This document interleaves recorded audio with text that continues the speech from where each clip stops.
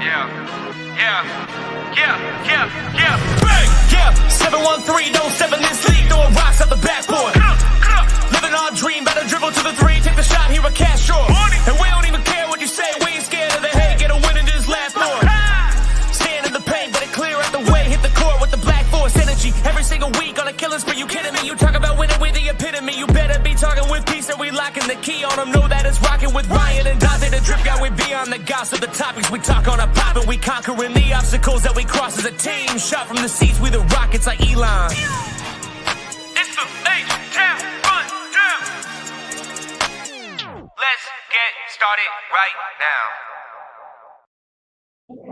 Houston Nation, I appreciate all of you for joining the H-Town Rundown and Rockets Round Robin collab episode once again to discuss all things Houston Rockets over the offseason. I'm your host, Preston. You can follow me at drip2piece_GAWD. You can also follow the H-Town Rundown at the H-Town Rundown on Instagram, YouTube, as well as X, and follow me those same places. I got AP and AK here, man. AP, man, let's start with you, brother. It's good to have you on again. And how are you? Doing good. First off, I want to pray for the families out there in Cam Whitmore and everybody out there, man. That must be tough. So I hope everybody's families and them are safe out of that, and I'm praying for those. Outside of that, it's your boy AP, Rocket King AP on Twitter, Clutch City Connect Round Robin. You can follow us both on X and Instagram. Clutch City Connect will be back June 12th, so stay tuned. I'm going to break down who's going to be on that show. June 12th? July 12th. We gotta wait a year, bro. July 12th, excuse me. July 12th. I'll tell y'all who we're gonna bring on. Hey, okay. Gonna see some faces, huh? But it's good to know that you guys are coming back and gonna be back stronger than ever. Like you said, they run the old podcast, and since then they've been jumping on and doing a lot of other Rockets related stuff. So it's good to have you back, and hopefully that goes well for you guys. And again, prayers out to everyone out there, man. Out here in Iowa, I've probably never seen that much water a day in my life, and I feel terrible. God, hopefully y'all straight out there for sure. And AK, man, what in the hell are you doing outside? Oh no, we just putting some animals to work, bro. That's all they out here on the grill getting smoked out. You know what I'm talking about? Yeah. Like a real Texan does on a Sunday. Ain't no football on Sunday, so we got something to drink and we cooking up an animal. That's all that is. Oh yeah, man. It's tradition, so to speak. But it's good to have you on, AK. How you doing? How you feeling? And what's up? I'm feeling like a champ today, man. So man's AK Infinity. Follow me on Twitter /X at AK Infinity_VVS. Theories are going to get tested and proof of concept is on the way, and I can't wait to see how everything play out, man. I can't wait. COB. We're going to hold it down. He's the leader of the COB club right now. And as some of you may know, it's been interesting watching people have these conversations on X, but we're going to have our own conversation today. And as you know, breaking news, that's 10 hours late. Cam Whitmore got traded today to the Washington Wizards. Wow. So to speak, maybe the writing was on the wall. I think personally, my mind was it was Jalen or Cam Whitmore. I didn't see them both going in the same offseason, especially one getting called Vince Carter and the other Tracy McGrady. And now we just gave away both them dudes for second-round picks and Kevin Durant, which Kevin Durant's also pretty phenomenal. But so let's talk about Cam Whitmore first. To the Washington Wizards, second-round picks. Apparently, it was his preferred trade destination area. So how do y'all feel about the trade? Was it worth it? I want to know, AP, what's your opinion? Man, first off, I know they put the video out on the Rockets page, but I was one of those people jumping up like we were throwing a parade downtown when Cam got drafted, draft steal that year. It was tough.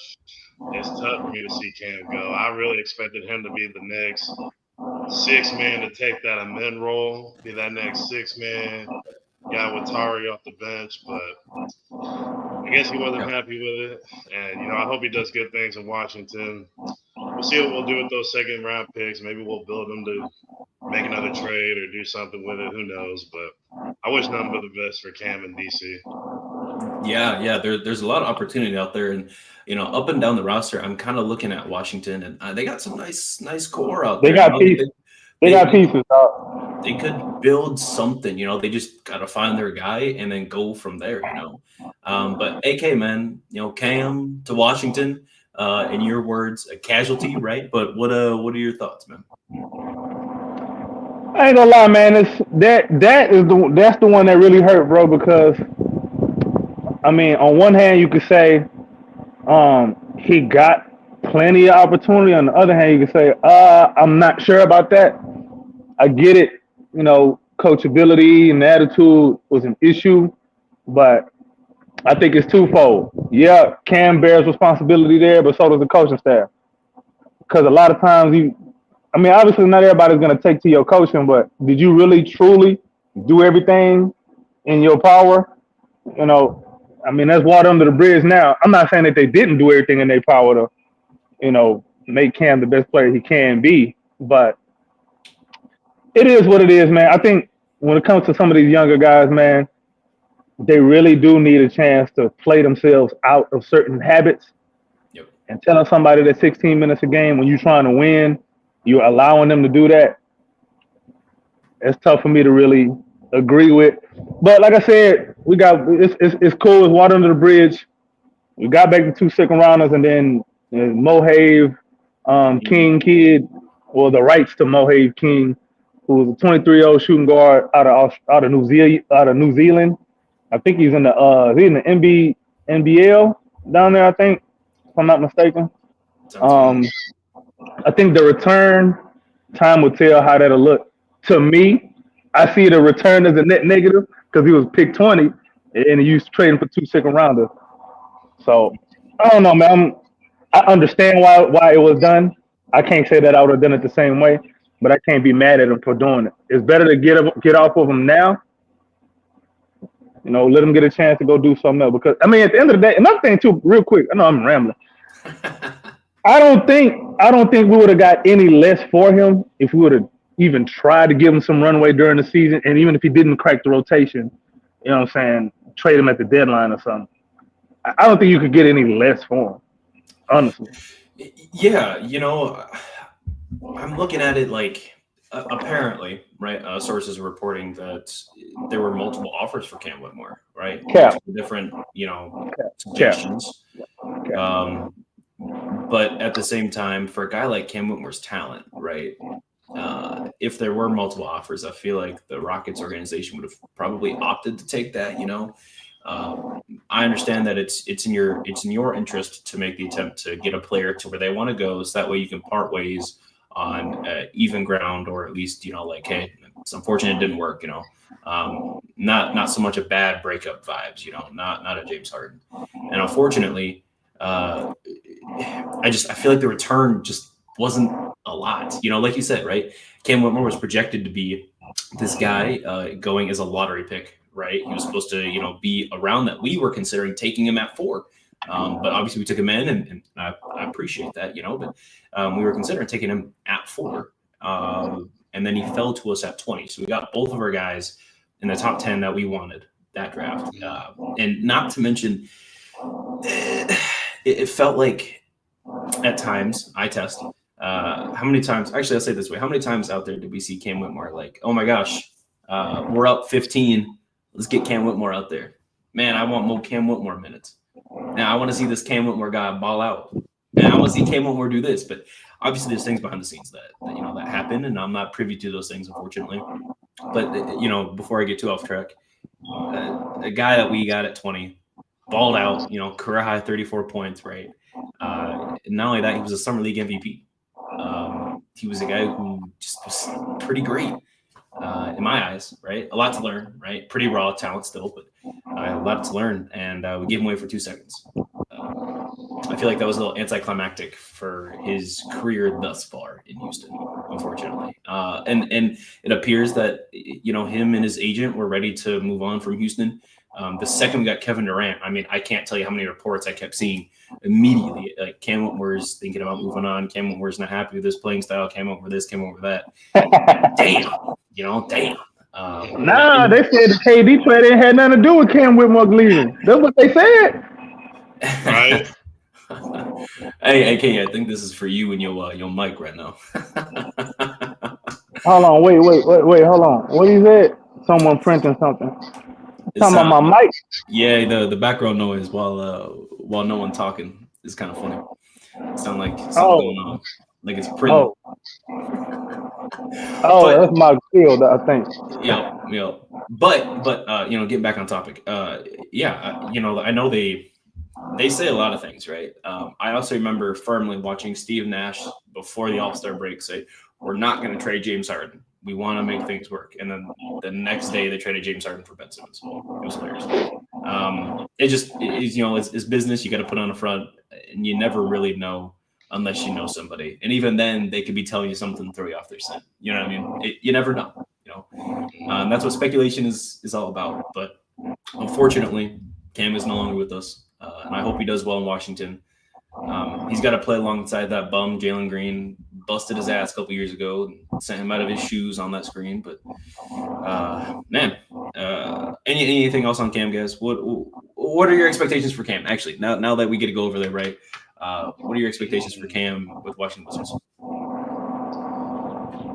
Is he starting? Is Cam starting over there? I don't even think he's starting. I ain't gonna lie, bro. They kind of got a lot of guys in kind of that same 3-4. Remember, they drafted Trey Johnson, bro. Uh-oh. That's true. Yeah, we got a new challenger. Uh-oh. It's Coach D. Hey, what's going on? Coach Donte.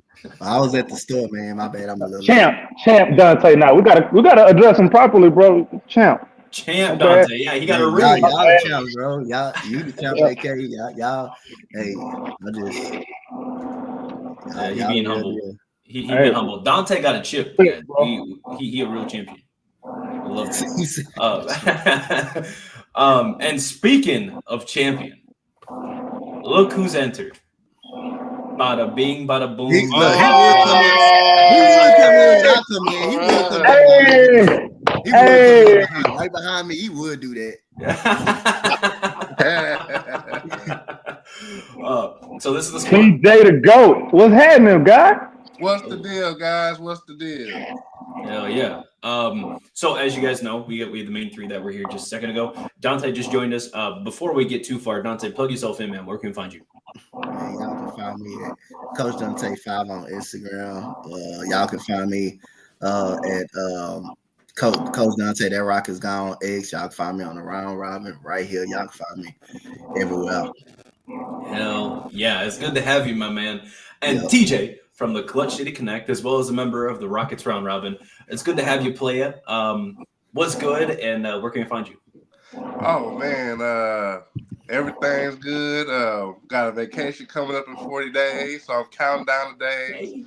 But you guys can for sure find me on the Rockets Round Robin. You can find me on Twitter, TJ Anderson NBA. You can also find me on Instagram at AndyTyBOI.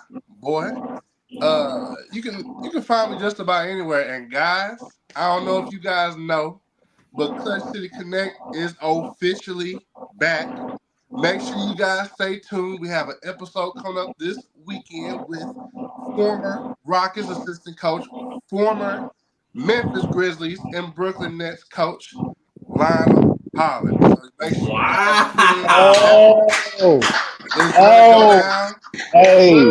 it's gonna go down. So you guys make sure you stay tuned and locked in for that episode. That's pretty phenomenal, man. That's good connections, guys. So if you guys want to connect, you got to go to the Clutch City Connect. Me and Press need an invite on the show. Oh, it's going down. It's going down. Hell yeah, man. Hell yeah. So right now we discussing Cam Whitmore, his trade that just happened with Washington. I want to get your live reactions right now, or at least your current reactions to it, and then we'll jump back into the conversation where we're at. So TJ, man, Cam, Wizards, right? Projected lottery pick, went 20, Summer League MVP, and now he's on the Washington Wizards, and we gave him away for 2 second-round picks, man. How are you feeling? I don't like the return that we received for him. I'm sorry, I don't. But I do like the look that he's gonna have with Washington. I think Washington is doing themselves a good job Will Dawkins is turning that team around, and that's not to give credit because this is a Rockets podcast, but give credit what credit is due. He has turned that team upside down, around, and bent the corner, whoa, and all that stuff. I mean, he has done a masterful job rebuilding the Wizards. But as far as the Cam Whitmore front, he's a talent. I mean, you can't deny the talent. Just didn't want to buy into a role, and I understand. I mean, he's betting on himself. He knows he's young enough to make that type of bet. Yeah, he's 20. He's about to turn 21. About to turn 21. So he's only 20 years old. Now, the best thing about it is that he's training he's getting a sorry trainer, at least a little bit away from Houston. And you guys know exactly who I'm talking about. But the drawback, like I said, we are losing Cam. I hate that Cam is gone, but we are getting rid of that one trainer, at least somewhat. Just get him out of Toyota Center. He's not helping none of them develop at all. Wow. Hey, that is some big words, but I like a bold statement. So that's you guys knew it was coming. Y'all knew it was coming. What is you know, people pretending like this was out of the blue, right? Like people acting like they didn't see this coming. What, Cam? You know that, right? Yeah, people pretending like this was not going, like it was unrealistic for it to happen. I mean, they pretending, bro. A report came out saying that, a couple weeks ago, that talks were fluid. So you have to take that into consideration. They're pretty much telling you, hey, the Rockets are talking to teams about getting rid of him. And the fact that we all know, we've all seen that he has kind of shown that he doesn't want to be here because of where he is in the depth chart.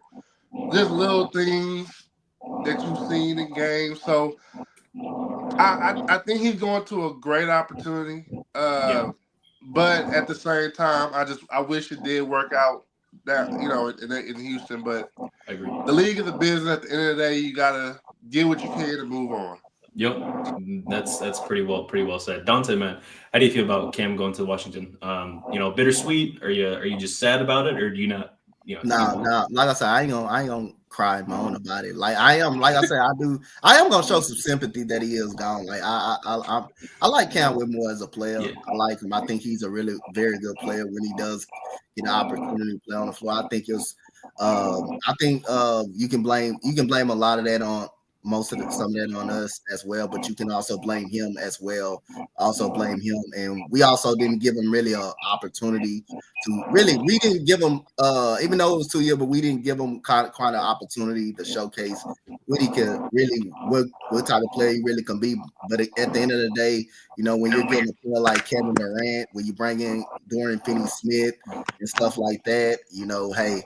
But at the end of the day, like I said, I believe I'm gonna keep on saying this, and I really believe that. I really believe the interview that he put on after the Dallas Mavericks game, when he had that big game and he was getting some minutes, that interview got him out of there. I really believe that, and I'm gonna stick to it.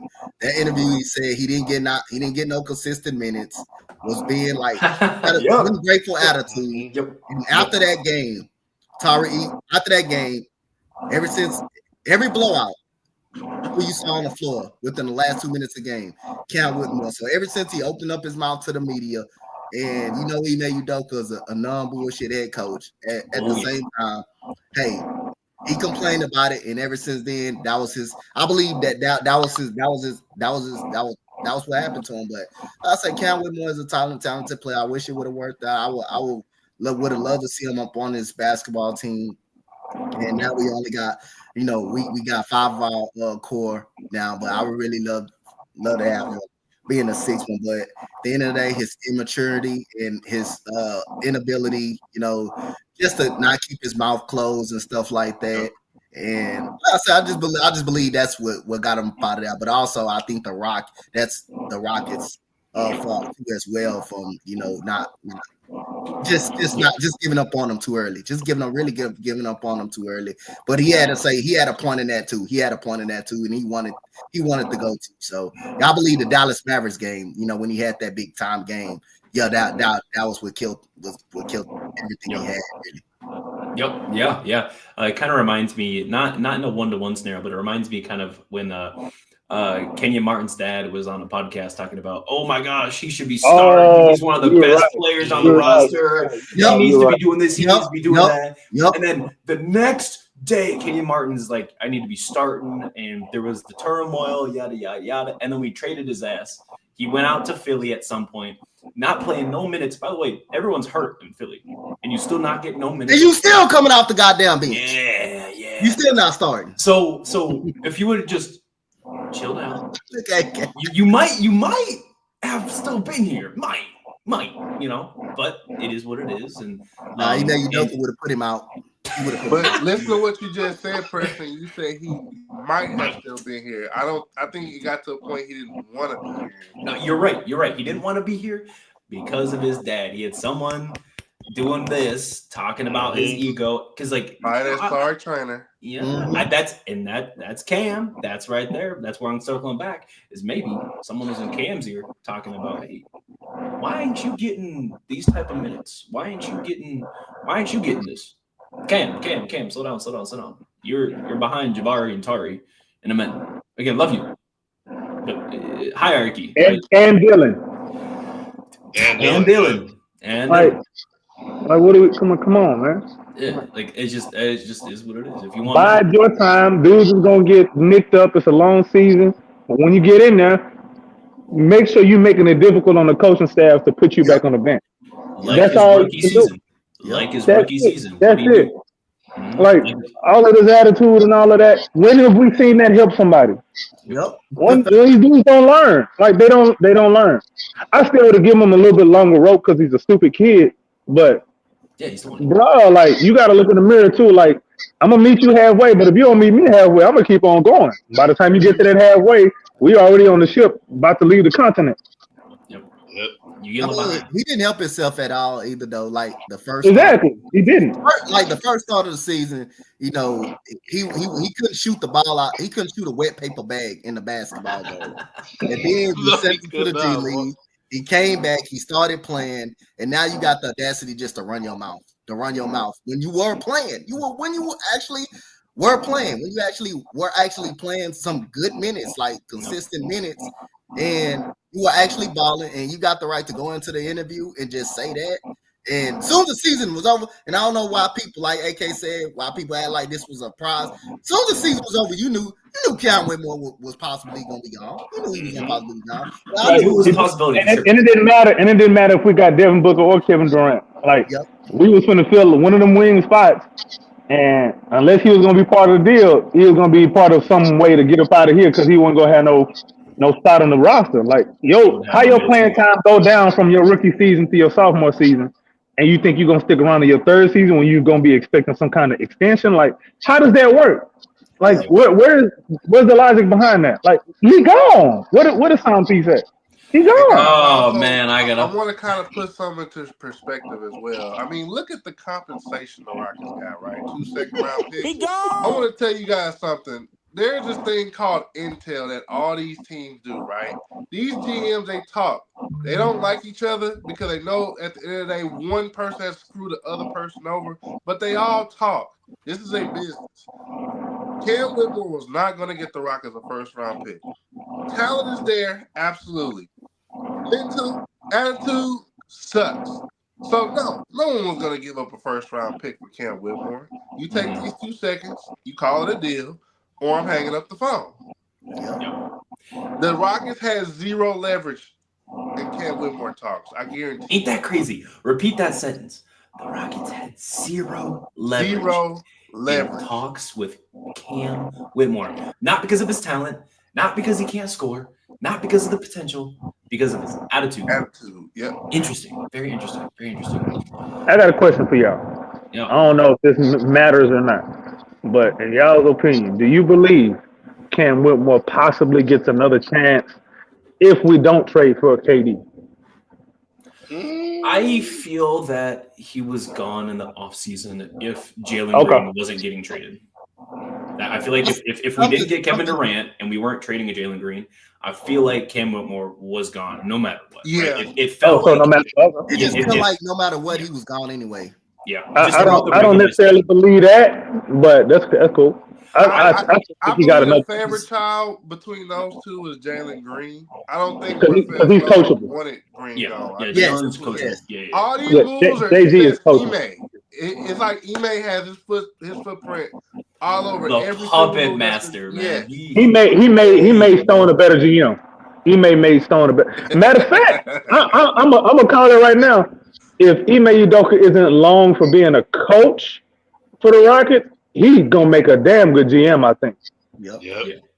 Yeah. Because he's He knows what 100% doing. behind like the moves, bro. He got some say so. Yeah. He got say so with him. He got say so. And He he's not a definitely guy does. that, He got an eye for talent too. Like he can see talent too. yeah.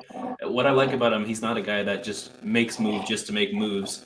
Shout out our last guy. But he definitely does make the right move from what it seems like. In the end, it might not, to me, it didn't make sense for certain things to happen and play out. But then things did, and here we are. But Guys, no lie. When Daryl Morey was the general manager, I heard everything. There was a guy I was cool with. He was really heard leaky. every single thing. He was that they very do. leaky. But with Rafael Stone there, the guy, he's not there anymore. He was like, man, I never heard a single thing. Like, Rafael Stone keeps things under wraps. You will not know unless you're not a Fertitta. That is just what It's it kind is. of like Yeah, he's an attorney. That's what they do. Like you got to shut the hell up. it's almost like when Daryl Morey was here, James Harden was the GM of the squad. He was. James Harden was the GM of He the squad. was. He ran everything. Yeah, the hierarchy was Daryl, then it was James Harden, then it was Tad Brown, then it was NBA. yeah. All right, damn, like the hierarchy all kind of messed up, just like the team was looking last season on the court. But anyway, yeah. See how important hierarchy is? Speaking of hierarchy, our roster is pretty filled out now. But with the Cam Whitmore thing going on, we did get a $3.5 million trade exception. We have $1.8 million left on our MLE, and with giving away Cam, it created $2.6 million of kind of free float money to put us under the apron just that much. So we're still in the luxury tax, but we're $2.6 million under the first apron, which is pretty cool to be under the first apron with the level of talent that we've got and the team that we have. It's pretty insane. Especially with Kevin Durant. I don't think he's ever been under the first apron since this has existed. So we've got that. Now we got KD and some dogs around him, people who actually know how to play defense. Shout out the Suns. And we've got extra moves that we can make. And I don't know if you guys are interested in making any moves, but one move I'm kind of opting for. A guy today just said that he's going to be done after this season. It's his last season. And I think we should bring him in, is Chris Paul, man. I like Chris Paul. I've been a huge fan of Chris Paul. I like him, especially his leadership, his on the court and off the court motives. And honestly, maybe you hear stories, here or there, but he does good things for the Rockets community too. Or just communities in general that he's been a part of. His first season with the Suns, where'd he take them? The promised land. That's crazy, man. It don't matter how they got there, but they got there, man. I don't know. I like Chris Paul, and to pair him up with Kevin Durant, right? And now Reed Sheppard gets to learn from not just Fred VanVleet, but the upgraded version of Fred VanVleet, in my opinion, to Chris Paul on the IQ level, and then the defensive antics he can get into. And let's be honest, the foul baiting master that he is. I'm into it, man. I'm into it. But what are your thoughts on the cap threshold? Do you guys want to go for anybody? Any suggestions? And what do you feel about Chris Paul? Anybody? Yeah, real quick. First of all, I don't know what anybody learning from Fred VanVleet, bro. I'm sorry. I don't know. I don't know what they're learning, but I can't see it on the court, bro. I cannot see it on the court. So that's one. His defensive instincts, he's a good defender for his size, man. He's a good defender. All right, bro. So who's that rubbing off? Anyway, Chris Paul, I think, will fit like a glove, man. I really do think he would. Now you gotta ask yourself at that point, if you're gonna sign Chris Paul, what is the plan with Reed Sheppard in his second season? I thought the plan was gonna be to, give him some runway to make some mistakes, to go out there and learn and prove himself. If you get Chris Paul, that's out the window. So I don't know, but I would roll the dice on that a little bit. Another person too that y'all know I love Malcolm Brogdon. I think he fits perfectly with what Ime Udoka wants to do, and then he could play both guard spots, and he could play up to the three at certain spots too. He can guard. I mean, he gets injured too. So even when he gets injured, that's when you can say, "All right, Reed Sheppard, go ahead and do your thing." He can shoot the ball. Like he's just a very perfect role player. Like a guy who can come off the bench. He's like I don't have like when you watch Malcolm Brogdon, you're not like, damn, you should have. Nope, ain't no should have nothing. He did everything right. Yep. But I think the person who probably hits the hardest that we can afford is DeAnthony Melton. If we end up getting him, because he's definitely like a guy that Ime Udoka would love. Yep. Yeah, he's a dog on defense. He can hit the three. Yep. Right, he can hit the three, and when he's on, people won't talk about these advanced metrics. DeAnthony Melton, one of them guys too, who the advanced metrics kind of favor a little bit too. So I think I don't know how you could go wrong. I mean, there's a lot of different options. I know what's the name Stone like optionality. So I mean, you could say on one hand, just let Reed Shepard give himself a chance, because if not, you still got Aaron Holiday. If you want to just leave a roster spot open in case somebody else comes available, gets the bought out or whatever, there's so many ways you can go about it. I don't know if there's necessarily a wrong way. So whatever they do, I have faith in. They've been doing a lot of the right stuff anyway. So I'm gonna let it play out. I agree. That's a pretty good breakdown. Anybody else thoughts on Chris Paul, or maybe any of the names he just mentioned, or if you have your own names? I agree with Malcolm Brogdon. I'm not okay with Chris Paul. Really? No. Why? I'm okay with Why? I'm just like done with that experiment. Then he gonna want to come here. He could just gonna want to he just gonna. I like Malcolm Brogdon. I just love the Malcolm Brogdon move better than Chris Paul. I just think Malcolm Brogdon, like his great. He has also very good defense, very underrated defense. He also is a very good post player as well. Like he has great basketball IQ, very good passer. He's got good skills too. High 3-point shooter. The only thing about him is injuries. It's his injury history on the court. And he's an Ime Udoka guy. He's a Ime Udoka guy, and he's a winning player. But all of that is going to come up to how well Reed Shepard does develop. Because if he can't develop, if he can't develop well, he may be the next person that don't have much time on his teams. But it also depends on how good Reed Shepard is, how great Reed Shepard could become though as a point guard behind Fred VanVleet. But I would love Malcolm Brogdon on this basketball. I should love it. And then, Fred VanVleet, I agree with AK, because if you was teaching something, you'll teach. When Reed Shepard has momentum, when he actually was playing good basketball, you would have taught him on not to reach on Zion Williamson to get his goddamn hand broken. That's what you would have kind of taught him. When he actually was playing well, and you have the audacity to reach on Zion Williamson. You have the audacity. He tried. That's basketball IQ, bro. He tried, man. I'm gonna give it to him. He tried. All right, man. You can't do that. Come on, man. You gotta have calculated risk, bro. And you gonna reach you playing well to get yourself hurt. Now you come back and ain't no minutes for you no more. Man, now you come back and ain't no minutes for you no more. Xanos. Do you know how many people Shaq used to get like that too? You reaching? What are you reaching for, bro? Why are you doing that to yourself? Yes. You gonna hurt yourself. You actually playing well. The first couple, you was playing well. Every game he made Doga put you into that game, you were playing well. You was getting your confidence back, shooting the basketball. And then those first couple games, play well in that game, and then you decide to reach. You decide to reach on a 270-pounder, like you was gonna steal the ball from. Hey man, that man ain't seen no 270 since high school. He's 300. Minimum. He's 300. Okay, so I'm about 270. it sounds like the routes that we've discussed between three of us so far is Chris Paul and Malcolm Brogdon, and I like that. But TJ, you got something? Say it. So I like those moves. The only thing with Chris Paul, I won't even consider his age. It's just the fact that he wants to start wherever he goes. And I'm not cool with that saying that. He gonna have to ride the 14th, delusion. 15th. Yeah. Yeah. So I'm thinking, I'm looking at the roster right now, right? And we really don't have a true shooting guard, right? Now, wait, whoa! I thought the shooting guard didn't matter though, so we found. I'm just saying, we don't have a true shooting guard, right? Mm-hmm. What about Ryan Rollins? No, Ryan Rollins. No? I'm against, but say you're.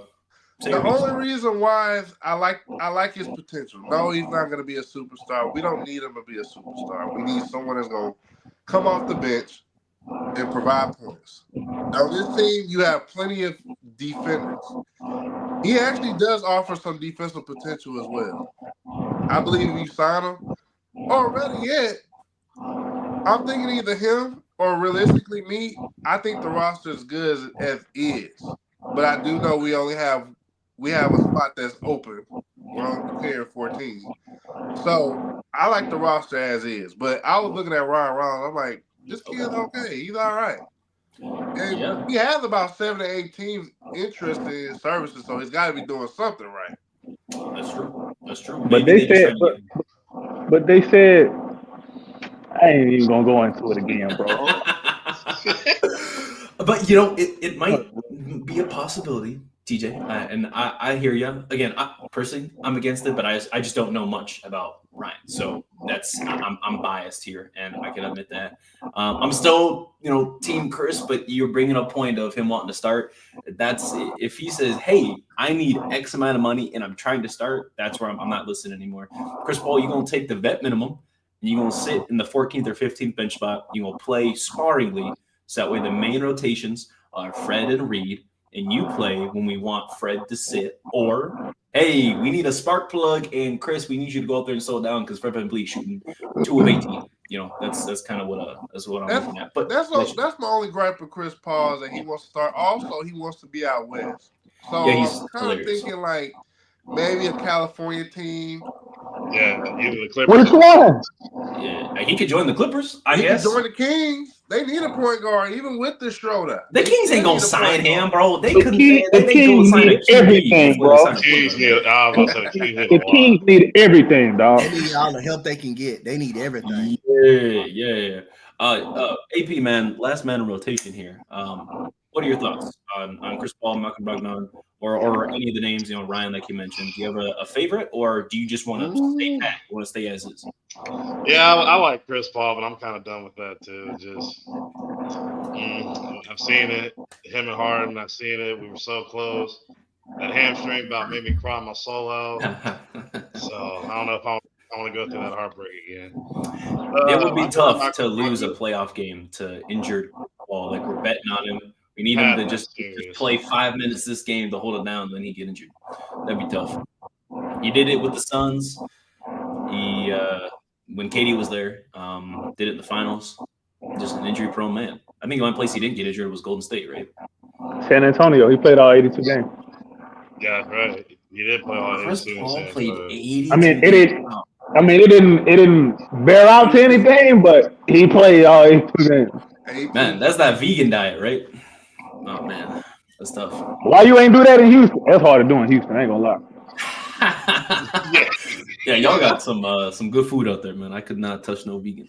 I'll tell you that. At Trill Burgers, shout out Trill Burgers, man. Greatest burger I've ever had in my life. Real quick, another thing we got to keep in mind: Ime Udoka has not hesitated to put Tari Eason at the 2 guard. Yeah, that's true. Yeah, I'm not saying it's the best fit, it's the best thing in the world, but I mean, he has a vision. I think he likes having big bodies between that 2 through 4 spot. Yeah. So I want to see how that plays out, bro. Like, let's see, because if we're gonna say, and Finney-Smith too, right? He has a certain way. He has a certain vision, a certain way that he wants to, to display his coaching ability. So let's give him a chance to do that, and let's see what it looked like. I'm totally fine with that, because we can sit here run him off all day, but if his plan look way better than anything we sitting here imagining, I mean, come on now. I want to see it play out. Theories will be tested. Proof of concept is on the way. They can throw Tari at the 2, Dorius Finney at the 2. They got some options. They better not ever put Finney-Smith at no 2. But Tari has done it decently. I mean, Amen Thompson obviously is going to start there. And then that's really it. I mean, Reed Shepherd, I guess. But yeah. So now I guess transitioning from that, right? I feel like like I said, I feel like there's a lot of options that they can do, but maybe we should focus on the team that we've got right now. And I want to talk about the roles, right? Obviously, we in phase 3 right now, right? We got our scorer right, because apparently all that matters is everyone else is perfect, and the one guy was holding us back, and he's not on the team no more. Now we got Kevin Durant. So by that logic, we should win, we should go further than we were last year, right? I know, AK9 over there. But hypothetically, right, we should, because we got people saying that if we had Josh Hart in that series against Golden State, we win. We know that ain't true. Anyway, I'm done. We got Kevin Durant now, right? We have Jordan Finney-Smith, Clint Capella, and a bunch of other guys on the team now that are supposed to be ready and no longer held back. So what are the roles you guys are interested in seeing in the guys? Because it seems like the way that the team is built out, like Kevin Durant is functionally going to play the 2 role, right? Like he's not going to play the 2 spot. He's probably going to be the 3 or 4, I imagine. Interchangeable probably with Jabari, but I imagine he's probably going to play the 3 or 4. We'll probably have Amen in the 2 spot, but Amen is probably going to play that 3-4 role, and KD is going to take on the role of the 2, right? I just feel like that probably suits him better. That's just kind of the vision that I've got. Then everyone else will just find their way. But do you guys have any, disagreements about KD taking the 2 role? And then specifically, is there any other role that you're looking at on the team where you're like, oh yeah, I think so-and-so is going to grow into this role, or so-and-so should be more into that role? Because we're talking about Amen playing more point guard, but what does that mean for Reed? You know what I mean? So like, I feel like that's a little bit of contradictory bit there. But anyway, take it away. AP, I'm interested in what you got to say. I'm really interested to see what they're going to do with the 3 centers we got. Now we have Şengün, Capella, and Steven Adams. Who's going to be like? Oh, I got to line up. We'll just run 3 centers, Jabari, and Amen, bro. That'll be it.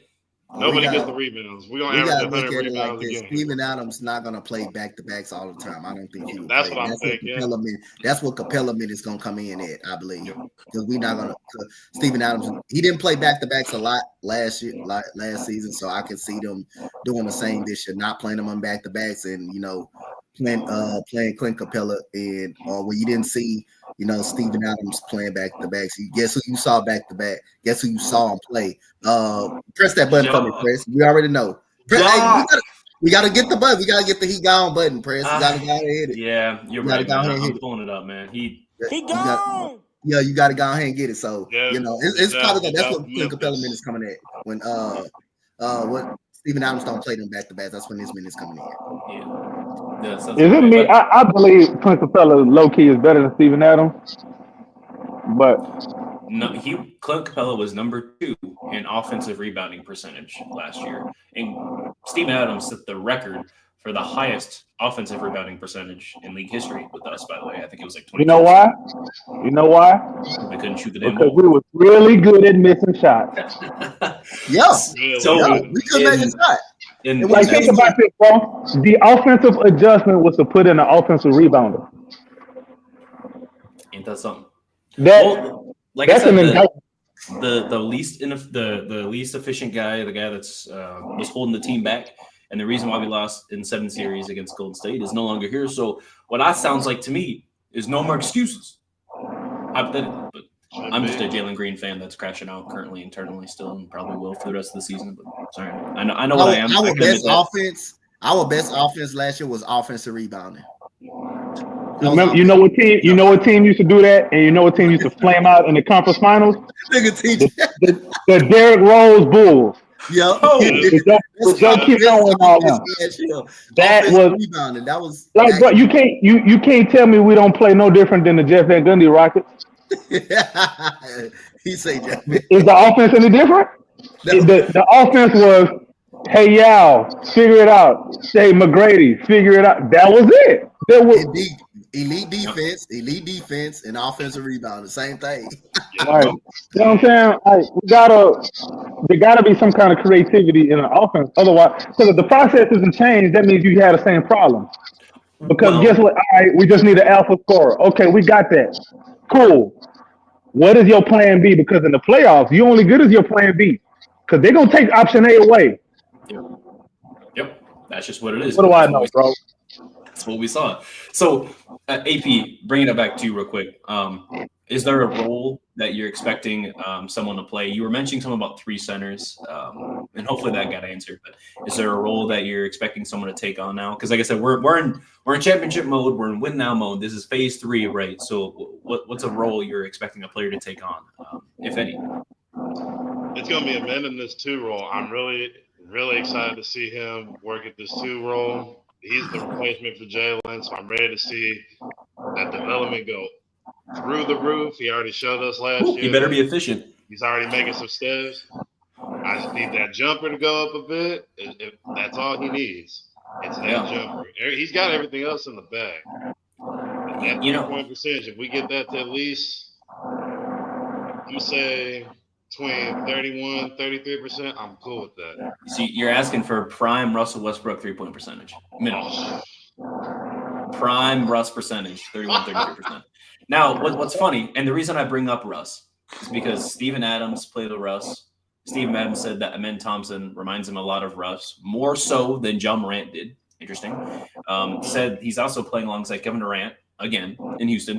So you've got Russ reincarnation here that actually plays defense for once. KD, old man KD, and injury-prone Steven Adams, I guess, right? So we just rebuilt OKC in one offseason, kind of. Now, how far with that going forward, right? Because you had Dabo Cephalosha, who was kind of like your Dorian Finney-Smith. You had your sixth man of the year. Your absolute scorer was Cam, but, Cam's not here no more. So I don't know. I'm just saying this all out loud, and it's starting to make sense. And it feels like the 2014-15 OKC a little bit. I'm not saying that it is. Not saying that it is, right? Because we actually got people who know how to win here and are willing to delegate roles and, actually sacrifice their own roles and their own numbers to actually win games, right? We saw that a lot last year, right? That's why we had two guys only average less than – we had two guys who averaged less than 22 points per game, essentially, so in that role. So, I don't know. I'm saying that out loud, man. Am I wrong? Am I wrong saying that out loud? Am I crazy? I don't hear no one disagree with me. Oh, man. That's tough. How far did OKC go again? They lost to Golden State, right? We just lost to Golden State. Damn. OKC went to the finals, though, against the Heatles. Yeah, in 2012. I'm talking about the 14. Yeah. Well, yeah. I mean, but that was how did they lose? Constructed team, though. Yeah, they were babies when they went to the finals. They didn't really have a bench like that. No, they didn't. And we've got I'm trying to look at our bench. I think our bench is better than that. And the play style is different too. They played a lot faster than we do. Was that when Harden was coming off the bench? No, that's the year after. Harden already left. No, the year that they made the finals, Harden came off the bench. The year that they made the and then he was out of there. And then he was out of there from there. Yeah. They didn't want to pay him that extra $5 million. They didn't want to pay him that extra $5 million. They paid Ibaka over James Harden. No, they chose Kendrick Perkins over James Harden. They didn't want to amnesty him, and they didn't want to lose Kendrick Perkins, so they, basically. Yeah, Perk. Oh man, what a day. Anyway, we talk about OKC too much. That's my bad, guys. That's my bad. I'm throwing us off for the Rockets chat here. You come on the show, Perk, anytime you want. Just but I guess to answer your question though, I think the most important person I'm looking at throughout this season is Amen Thompson and how he's used. Okay. How is that different? It's very difficult, bro, because it's give and take with anything. Like, all right, do you want to have the ball in his hands and have him surrounded by shooters? All right, cool. But how do you create space for him? Are you going to come and set picks for him? Who is setting the picks? Is it going to be KD, Barry? Is it going to be Şengün? How does that look? Are we still going to neglect using Amen Thompson in the short roll if you don't want him with the ball? How are you going to use him off the ball? Like, where is that perimeter rim pressure going to come from? I don't know the last NBA championship team that won it. Well, it was Golden State Warriors. That was the last one. Yeah. And we not the Warriors because they play a different style of offense. Yeah. We don't run no motion offense. We run Elmer Fudd offense. We hunt wabbits. That's what we do. So if Amen Thompson can hunt some wabbits, then cool. Because Fred VanVleet not doing that. Fred VanVleet not hunting nothing. Like they hunt him. KD can hunt some wabbits. That's because I'm looking at the Boston offense and when they got to the finals and played the Warriors, I'm looking at that as more of a template for how Ime Udoka may want to play. So he may use the same way they use Tatum, maybe the same way they use KD. Interesting. But how they gonna use Jabari? Is he still gonna be, hey, just go stand your tall ass in the corner and wait for the kick out that ain't coming?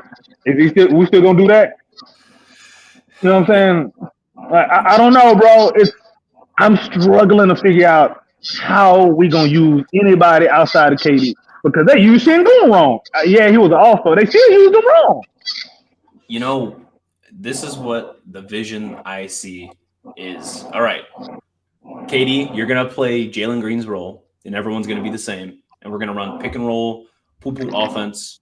But now, instead of using just Şengün as our pick and roller, we can use Amen as your pick and roller, right? And then functionally, in that same breath, we got Clint Capella. So we got someone we can throw lobs to that's a center. Finally, you know, who was our lob threat before that? What's that? Bruno. Bruno. What a guy, bro. Lob threat. Shout out Jackson.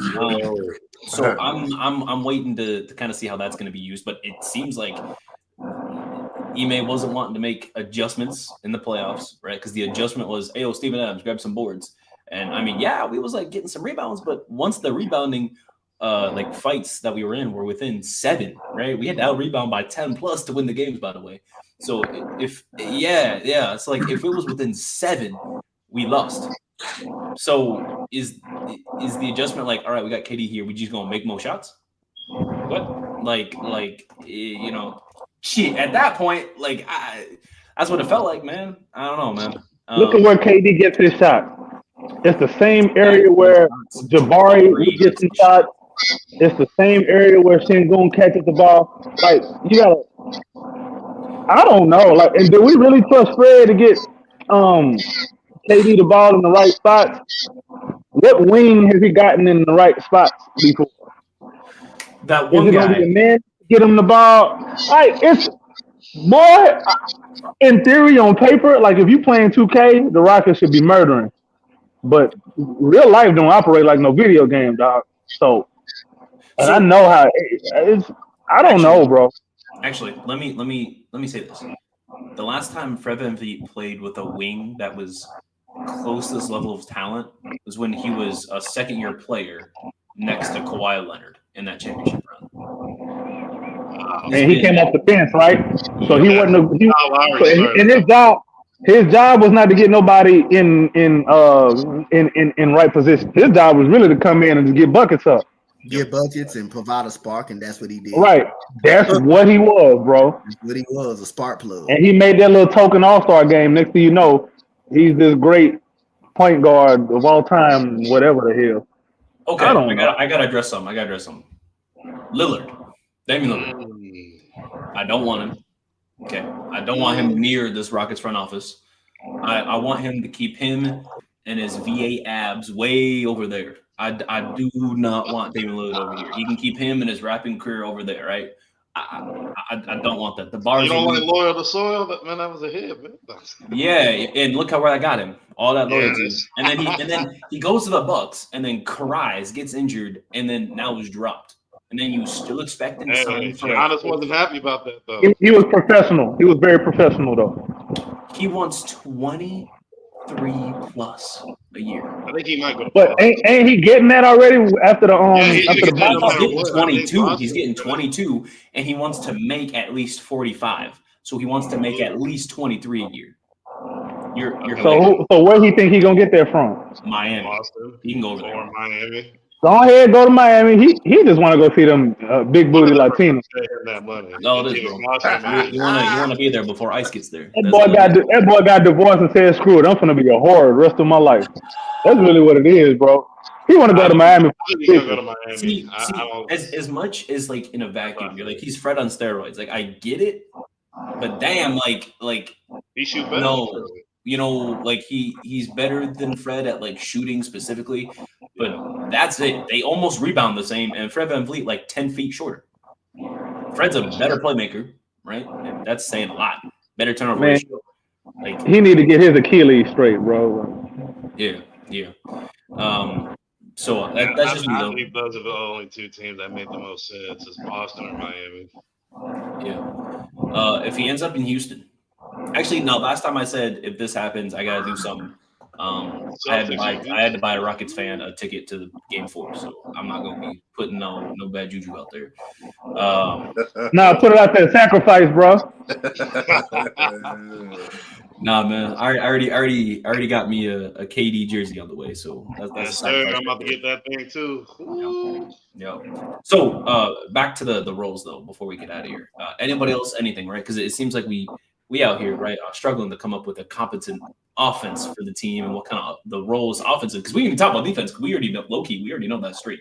We got Ime and we got everyone else. They gonna find their spots. This, in my opinion, this is gonna be the easiest defensive year Kevin Durant has ever had in his life, except maybe 1 season, 2 seasons in Golden State. You could argue that, right? Just because they have so much and they could also get away with so much, like kicking dudes in their groin and not getting fouled for that. No, yeah, for sure. So other than that, this might be the easiest defensive year for Kevin Durant. He's gonna come in, get 35 and 3/4 and then sit down. Right? He's gonna get his number and then sit down every game. That's nice. It's gonna be real easy eats.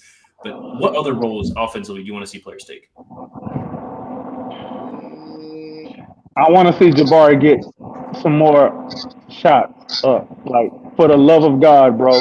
That's I agree with How y'all. is I it- think he's going to learn that from Kevin Durant. I think Kevin Durant's going to unlock that for Jabari. Maybe. People say that, man, listen, that's a cute thing to say in theory, but we can't point to one player that we can look at and be like, you know what? This person's better off because of Kevin Durant. Yep. We can't point to one player and say that. This is something that's just cute to put in theory. Matter of fact, everybody that's saying that, if I had to pull out receipts in a year from now, I don't want to hear nothing. Like, don't say nothing back to me. If I pull out your receipt, talking about KD finna mentor Jabari into being this. Okay, we're gonna stop. Listen, when I say theories are gonna get tested, that's one of them. That's a lot of theories. That's the theory I've just been hearing. So. We I mean, saying, that's the main one. yeah, no, and AP, I'm with you. Like, I would like to see, right, Jabari get more shots, but I don't think him getting more shots is a functionality of Kevin Durant doing anything. I think he's going to get the same amount or less shots. Not that Kevin Durant's here, because they take, like AK said, they take the exact amount of shots in those exact same areas. That mid range, that pull up, turnaround J, the 3-ball is very, very similar game, like all around, right? So that's kind of a problem, low key. But also, I don't know. I just have a feeling that it's going to be harder for Jabari to find his, because you got a man who operates from inside the 3-point line. KD can do whatever he wants, but most of his shots come in, in that mid-range, top of the key areas, right there, which is also where Şengün operates, where he catches the ball, like AK said, right? Not only that, like Fred VanVleet operates at the perimeter, but he likes that free throw line jumper, right? Reed Shepherd likes that free throw line kind of a little bit there. Perimeter, he stretches out a little bit more, I think, but he likes that kind of area. Feels like we got a bunch of DeMar DeRozans on here, but like for different purposes and such like that. They just use that mid-range for a lot of either setting up plays or actually scoring. And we didn't even got to Tari Eason yet, or Dorian Finney-Smith, or any of these other guys on this team that need that mid-range to work. Not to mention, how's Jabari getting shots if like he's out there and it's him and Steve Adams running the show, which is great. KD, right? If you got Kevin Durant on the floor, I don't think they run any plays for Jabari. I feel like it's gonna be a Steven Silas 2.0, where it's like, all right, cool, everyone go get theirs, and then Jabari, hopefully you get that rebound. Hey, Jabari, even another storyline that we're not talking about is highest volume 3-point shooter is gone. We brought in a lesser volume 3-point shooter, who, granted, is gonna make a good amount percentage wise, but KD don't shoot a ton of threes like that. People be thinking he does. No, he don't. But what he does is he gets to the free throw line. Though he does do that, so that's definitely a plus. So we're gonna see that go up, which is a good trade off. But where are we? First of all, how are we gonna generate threes? Number one. Number two, who is getting them 3-point shots? Is it gonna be Fred VanVleet again? Because 34% is inefficient, and I was told that that's a curse word. So. No, it's only inefficient when it's a 2-guard shooting 34%, but everybody else is fine. That's acceptable. That theory gonna get tested too. We're gonna find out everything that everyone said for the last 4 years is gonna get found out in the next 1 year. Don't run, don't hide, because I'm coming for that ass. You ain't gotta bend over. We'll see what year one of KD does, man. Everybody stay tuned. Listen, I'm saying all this But I want we need to win the title, bro. It ain't got to be this year, but we need to win the title, bro. Yep.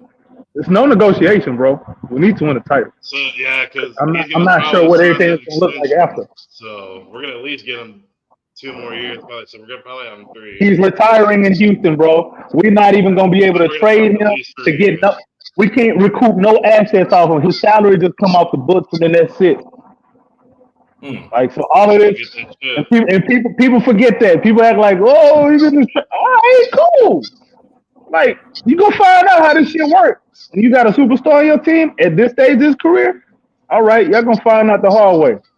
Okay. That's why I'm stressing how important it is to win the title within this next 3 years, because after that, it's gonna look bleak.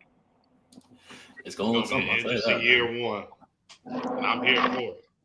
Yeah. So it ain't got to be in year 1. It can be in year. It could be in year 3. I don't care.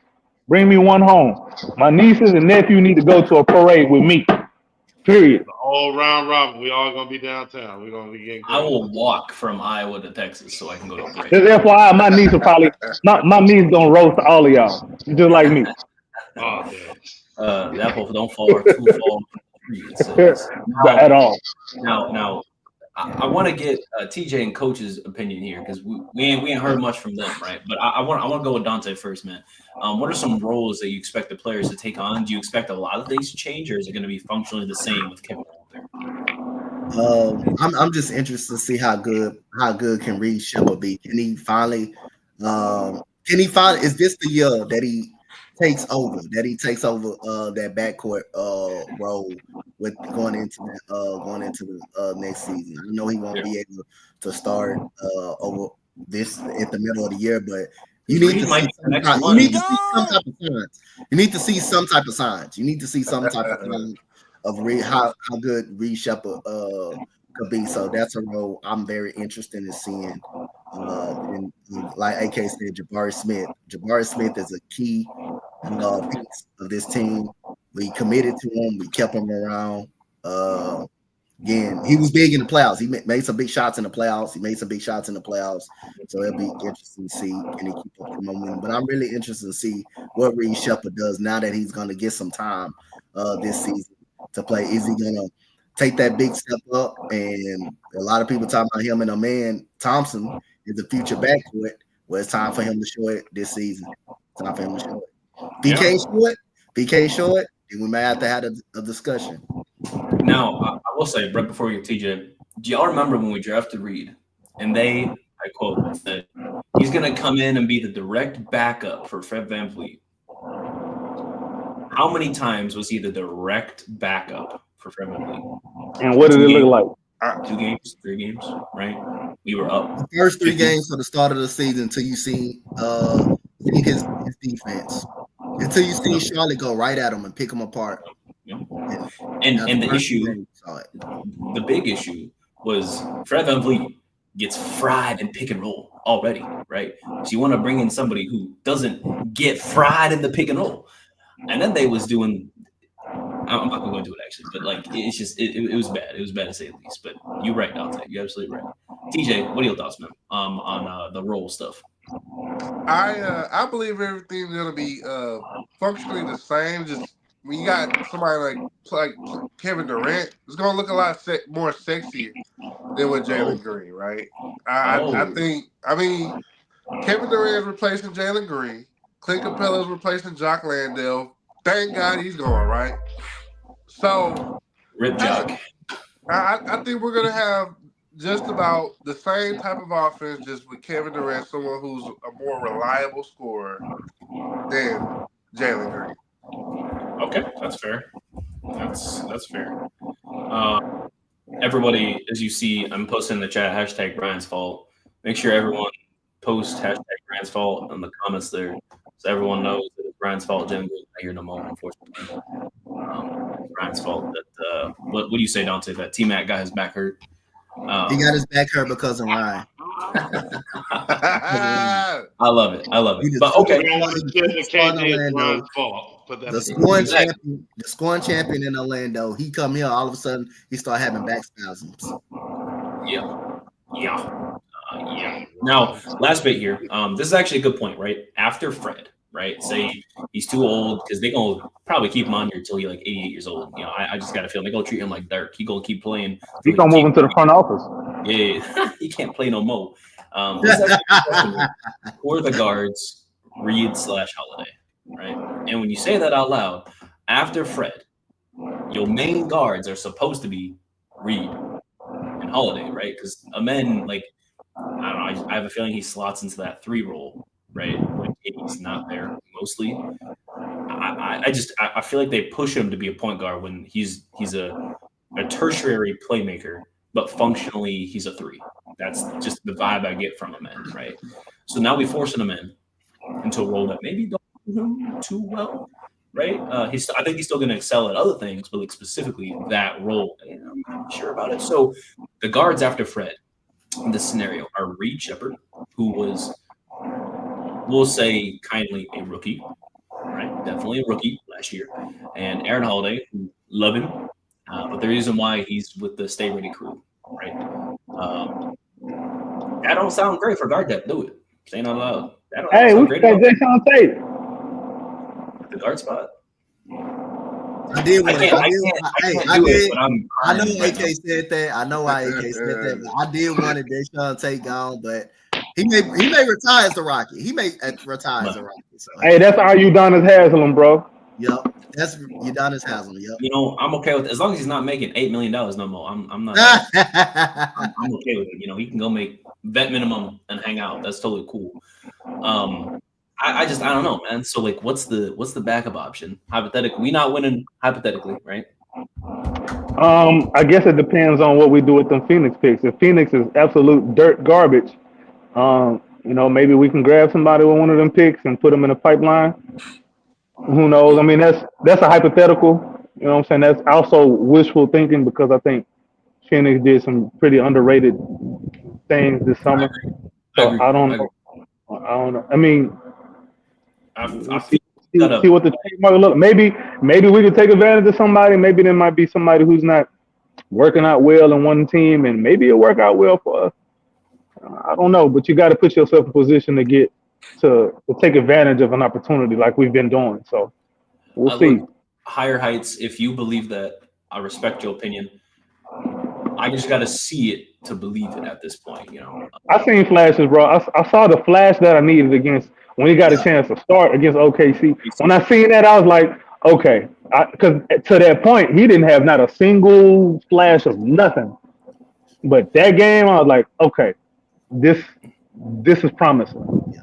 I mean, he had some stretches of games last year that he looked at like that he could potentially be. But then again, you do a stupid thing in New Orleans, you decide to reach, and all of a sudden you break your hand. You just break your hand, and now guess what? I got to start over again. All of a sudden. He had the momentum right there. He had the momentum right there, playing well and everything, coming off the bench, doing a very good job, making shots and stuff, orchestrating and everything. And then you do that. Last thing here. Now that we talk about Reed, before we get out of here, we running at an hour now. If Reed Shepherd don't get hurt and he carries the sales, right? And you want to say he averages like, I don't know what he averages necessarily like on the spot, but say he becomes, you're like 25% better than what we saw of Reed Shepherd, right? Just a quarter better. Are you putting him as a rotational piece in Golden State in playoffs? 25% better Reed Shepherd. Yeah. Because that means he's playable. He's playable, and Ime Udoka trust him. And if Ime Udoka trust you, that's a good thing. We're not really asking a lot from Reed. We're not asking a whole lot. Backup point guard, that's not asking a whole lot, especially with the pieces that we got. Look who he always going to be on the floor with. He always going to be on the floor with some animals. So it's not like we asking him to go in and go and be the guy. You know, just keep the ship sailing. You know, don't sink the ship. That's it. Don't run into no glacier. Yeah, that's actually a good point, man. I think a good look for Reed to me would be like what TJ McConnell was doing for the Pacers in the finals. I think if he could provide that, that's okay with me. I'm cool with that. But moving forward after that though, I'm trying to see like big picture. Like, all right, this coming season, you know, he just need let's say he just need to be a TJ McConnell. But mean, after that, you still gonna expect a little bit more growth out of Right. him, out of men.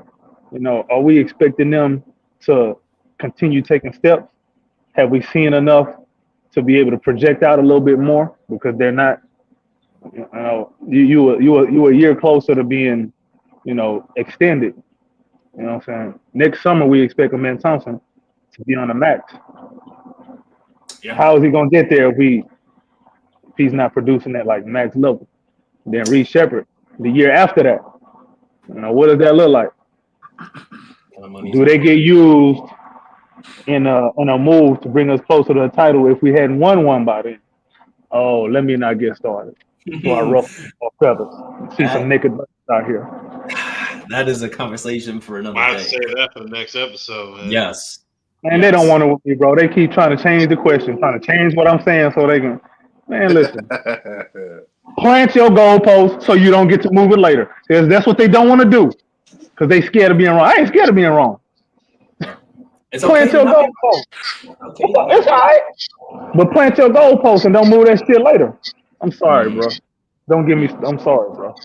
So I'm gonna end it there. That's good conversation. That's good discourse. At the end of the day, man, we have Kevin Durant on our roster. We are championship ready, apparently, and I'm ready to go. I'm ready to win this chip, man. We are. We. That's what they say. That's what the streets say. So Now, I know we got a better be. championship roster right here full of podcasts. Let me tell you that. Yeah. Yes, sir. So, AP, man, thank you for joining us today. And where can we find you, my good sir? Thank you, Kevin Durant's officially a Rocket today. Other than that, it's your boy AP, Rocket King AP. You can follow me on X. Also, the Round Robin's also on X and Instagram. And me and your boy TJ, Clutch City Connect. Y'all tune in July 12th, boy. That's going to be an episode. We back. Now stay tuned. Yes, sir. And then my other brother from the Clutch City Connect. Thank you for joining us, TJ. What's going on? And, enjoy yourself. Where can we find you? Hey, you guys can follow me on Instagram, anytime BOI. You can also follow me on Twitter, TJ Anderson NBA. You can always give me a follow, give me a holler. And follow me on Clutch City Connect. That's where I am. I mean, you guys come follow me on YouTube. Watch all the episodes and make sure you stay tuned, like my boy AP said, to July 12th, 2025. Lionel Hollins is coming on the show. Yes, get the word out. So Get the word out. definitely tune in. Yes, it's been a pleasure to have you, my friend. And AK, my brother, Rockets Propaganda, where can I find you? And thanks for jumping on, my boy. For sure. You can find me on Twitter/X at AKinfinity_VBS. Also on YouTube at the Rockets Propaganda channel. Also on YouTube at the Rockets Round Robin. Keep in mind, like I keep telling y'all, theories will be tested and proof of concept is on the way. So plant your goalpost and don't move it later. Thank you, Brad. I love it. And Donte, my brother, we've been on the show for years now, and we've experienced Jayshawn Tate 32-point near triple-double games. We've experienced Christian Wood 20 and 10 games. We've experienced Steven Silas and Josh Christopher, Usman Garuba, and now we got Kevin Durant, man. Forgot about the WoW era too. The WoW era. The WoW era, man, from the trenches. So Donte, man, thank you for being on the show again today. And where can we find you, sir? You forgot one player. That's Dacian Nix. You forgot. You can't forget about him. Oh, you brought that. Yeah. Man, I can't believe that dude was playing over. Oh my gosh. I couldn't believe he was playing over Tata Washington. But y'all can find me at He's a late bloomer. Coach Donte 5 on IG. Y'all can find me at That Rockets guy on X. Y'all can find me right here. Next time run down my guy Preston. Y'all can also find me at the Round Robin. But I got a question for TJ. I know I asked it for from AK.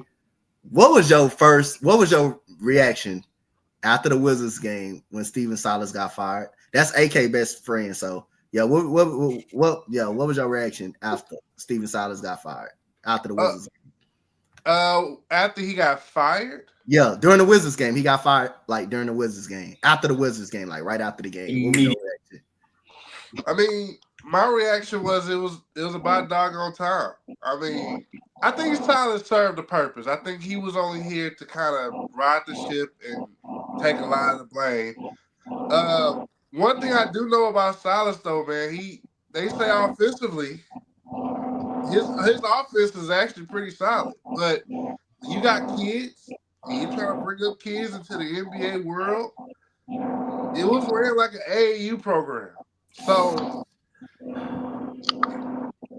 when Silas was gone, I kind of figured out like, yeah, that was the end of a phase. That was let's get a coach that's gonna ride the ship because no one else wants that job, and let's go into another phase. Let's look for a coach that's gonna be bona fide, more credentialed, and more steadfast, and someone's gonna garner that respect because Silas lost that locker room, and once you lose a locker room, you pretty much you're out.